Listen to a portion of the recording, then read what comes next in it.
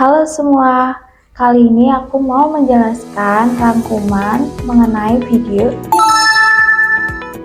Jadi, penjelasan yang ada di dalam video ini adalah mengenai Bank 4.0 dan masa depan jasa keuangan. Isolasi teknologi terisolasi blockchain atau smartphone. Misalnya, kita mungkin menganggap ini sebagai solusi data. Kita mungkin menganggap seluler seperti saluran, tetapi jika Anda mundur dari teknologi khusus itu dan Anda melihat apa yang terjadi di dunia, ada sesuatu yang berubah dan dunia sedang mendigitalkan karena kami mencari gesekan dan kedekatan yang rendah. Koneksi perdagangan yang dapat ditingkatkan lebih cepat, ini adalah sistem yang berubah secara global. Jadi, dalam kerangka itu, Anda tidak dapat mengharapkan perbankan dan layanan keuangan tetap sama seperti sebelumnya, karena pada akhirnya harus bergeser. Jadi, ketika kita melihat dunia bank 1.0, elemen dasar perbankan kembali ke masa ketika Anda melihat perbankan itu sangat sederhana. Anda akan pergi ke bank secara transaksional karena tuntutan kami terhadap sistem perbankan meningkat. Kami perlu menerapkan teknologi untuk memenuhi permintaan pencatatan untuk akuntansi. Dan kemudian ketika Bank 3.0 hadir, memperluas analogi itu untuk mengatakan Anda bisa bertransaksi di mana saja, kapan saja. Mereka tidak mengerti implikasinya di sini. Karena apa? Yang dilakukan adalah mengatakan perbankan dapat dilakukan dimanapun Anda berada. Anda tidak membutuhkan bank, sedang muncul di permukaan melalui teknologi ini.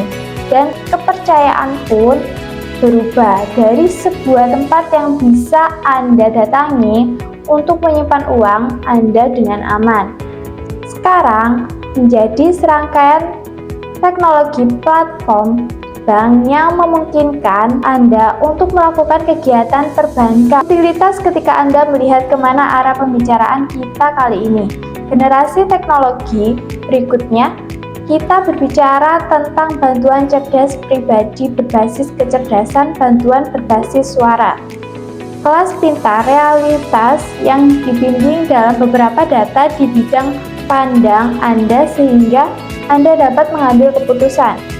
Teknologi-teknologi ini akan semakin menyatu dengan perbankan di dunia kita, cara kerja ekonomi dan sebagainya. Dan Anda melihat teknologi dari sisi dampaknya. Perubahan terbesar secara historis yang terjadi di dunia terjadi dengan apa yang kita sebut sebagai prinsip-prinsip. Pertama, pemikiran desain, yaitu ketika sebuah teknologi baru muncul sangat berbeda dengan cara yang dilakukan sebelumnya.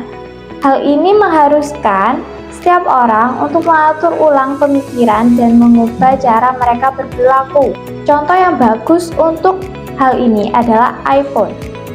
Saat Steve Jobs mengerjakan iPhone dan iPod, Anda bisa melihat bahwa ini adalah contoh prototip.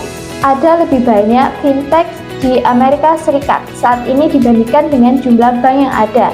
Jika Anda menggabungkan semua hal ini dan apa yang Anda sadari adalah bahwa kita sudah mulai melihat prinsip-prinsip utama dalam layanan keuangan.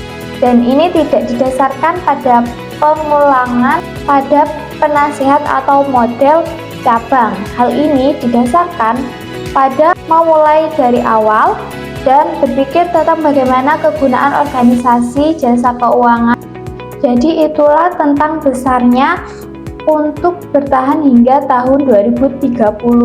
Ini bukan tentang mengambil teknologi seperti kecerdasan buatan blockchain, smartphone dan menambahkannya. Satu-satunya cara agar Anda dapat bertahan dalam transisi ini secara utuh adalah jika Anda siap untuk memulai dari awal lagi dengan memikirkan kembali peran bisnis Anda dalam kehidupan pelanggan Anda, akan selalu ada di sana tertanam di dunia sekitar mereka. Itulah prinsip-prinsip utama dalam memikirkan layanan keuangan. Dan itulah yang saya sebut sebagai Bank 4.0. Terima kasih, mungkin itu saja yang bisa saya jelaskan.